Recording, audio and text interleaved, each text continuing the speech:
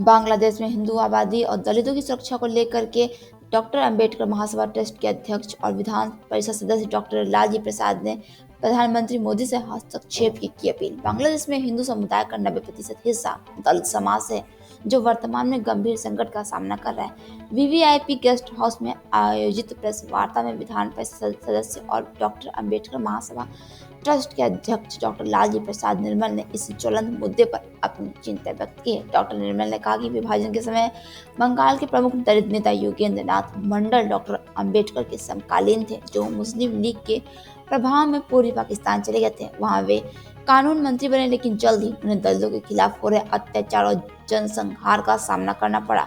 लाखों दलितों की हत्या और महिलाओं के साथ बलात्कार के बाद उनका मोह भंग हो गया। अतः 8 अक्टूबर 1950 को उन्होंने पाकिस्तान से भागकर भारत की शरण ली और अपने पद से त्यागपत्र दे दिया। डॉक्टर निर्मल ने बताया कि मंडल के भारत लौटने के बाद पूर्वी पाकिस्तान में दलितों पर बड़े पैमाने पर अत्याचार हुए। 1971 में भी लाखों दलित मारे गए। बंटवारे के समय पूर्वी पाकिस्तान में दलितों की आबादी 28% थी, जो अब घटकर महज 6% हो गई है। उन्होंने चेताया कि वर्तमान में बांग्लादेश के हिंदू, दलित, बौद्ध और अन्य अल्पसंख्यक कट्टरपंथियों के निशाने पर है। वहाँ हत्या, मकानों को जलाने की घटनाएं और महिलाओं के साथ दुर्व्यवहार लगातार बढ़ रहा है। हालात इतने खराब है कि कभी भी बड़ा नरसंहार हो सकता है। डॉक्टर निर्मल ने भारत के प्रधानमंत्री नरेंद्र मोदी से तुरंत हस्तक्षेप की अपील की। उन्होंने कहा कि भारत को बांग्लादेश में हिंदू, दलित और बौद्धों की सुरक्षा सुनिश्चित करने के लिए कदम उठाना चाहिए। उन्होंने यह भी सुझाव दिया कि आपातकालीन स्थिति में इस पीड़ित समुदाय को भारत में शरण देने पर पीएम मोदी को विचार करना चाहिए। सम्मानित पत्रकार बंधुओं, देश में हिंदू मतावलंबियों,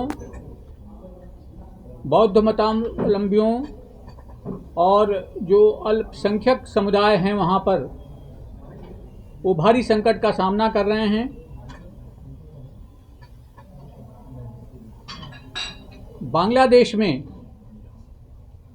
जो वहाँ पे हिंदू हैं, हिंदुओं की आबादी का 90% दलित समाज वहाँ पर है। ये इनकी संख्या 90% इसलिए हुई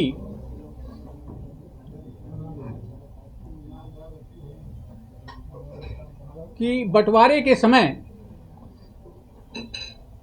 जो बाबा साहब डॉक्टर अंबेडकर के समकक्ष एक दलित नेता थे बंगाल में, जो बाद में अंतरिम सरकार में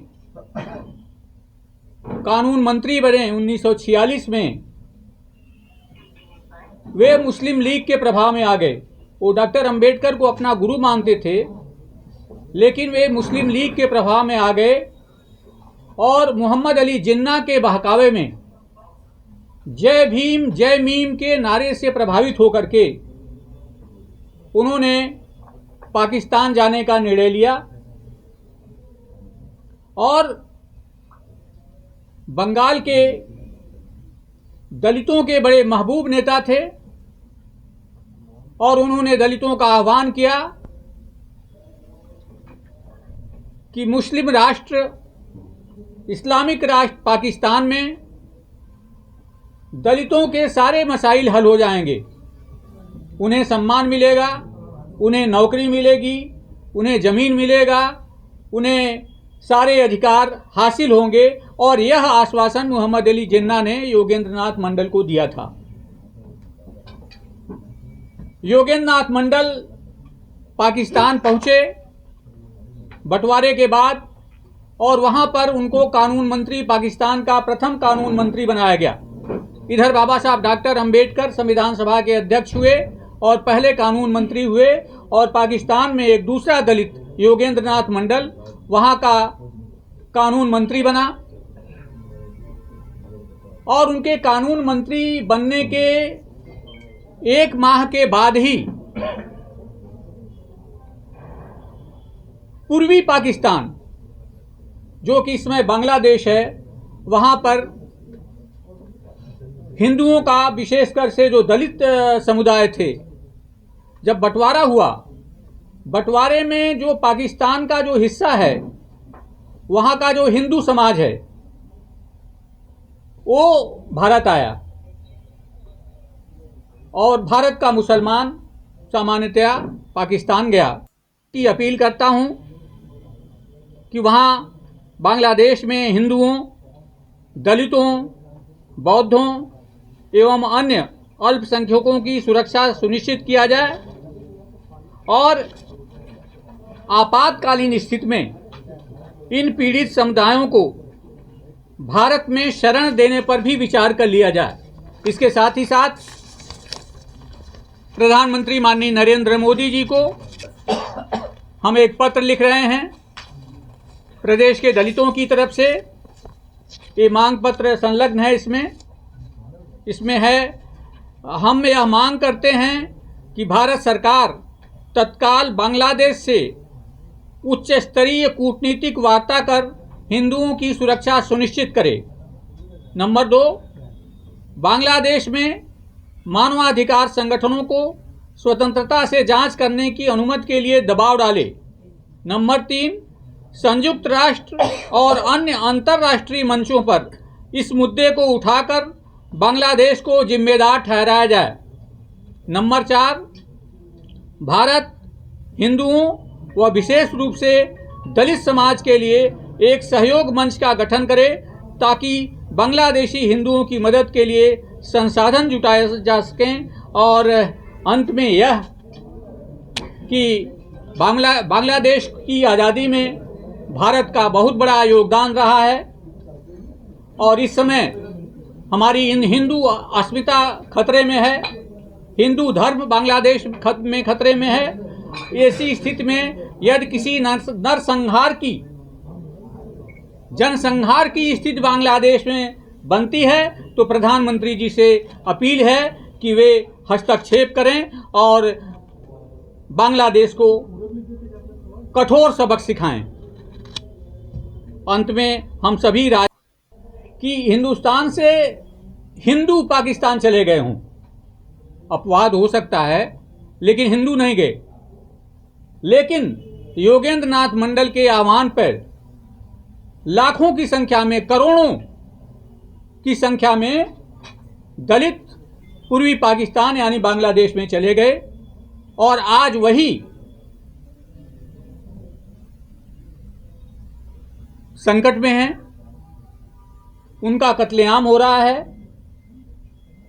उनका बलात्कार हो रहा है, उनकी ज़मीनें छीनी जा रही हैं, उनके मंदिरों में आग लगाई जा रही है। तो वही योगेंद्र नाथ मंडल जब उन्होंने देखा कि ये तो धोखा हुआ हमारे साथ और उन्होंने कहा कि दलित और मुस्लिम साथ साथ नहीं रह सकते और वे पूर्वी पाकिस्तान पहुंचे पाकिस्तान से और वहां पर उन्होंने 3 दिन प्रवास किया। 3 दिन के भीतर 10,000 दलितों की हत्या उनके सामने हो गई।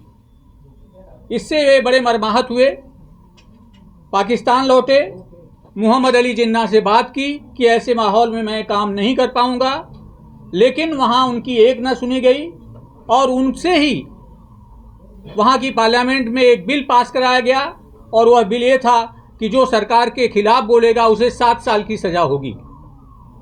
योगेंद्र नाथ मंडल समझ गए कि यह मुझे फंसाने की साजिश हो रही है और मुझे जेल भेजने की साजिश हो रही है और वे बेटे की बीमारी का बहाना बना करके ठीक 3 साल बाद 1947 में ये सब घटनाएं हुई और 1950 में वे भारत आ गए और यहाँ से भारतवर्ष से उन्होंने कानून मंत्री पाकिस्तान के पद से त्यागपत्र दे दिया और एक लंबा प्रेस कॉन्फ्रेंस किया। वहाँ के प्रधानमंत्री को पत्र लिखा जिसमें उन्होंने कहा था कि लाखों लाख दलितों को मार दिया गया, उनके साथ बलात्कार हुआ, महिलाओं के साथ। उन्होंने लिखा है कि मेरी उपस्थिति में महिलाओं का झुंड आतंकवादियों और जो वहाँ पे कट्टरपंथी थे उनके नेताओं को सौंप दिया गया हिंदू महिलाओं को। इस प्रकार से ये अत्याचार हुए। और इसके बाद 1971 में भी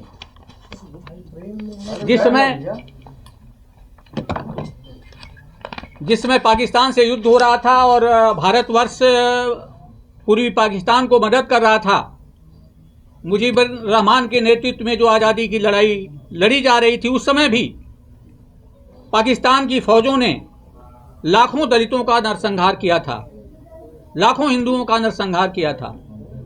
और वही स्थिति आज बांग्लादेश में है।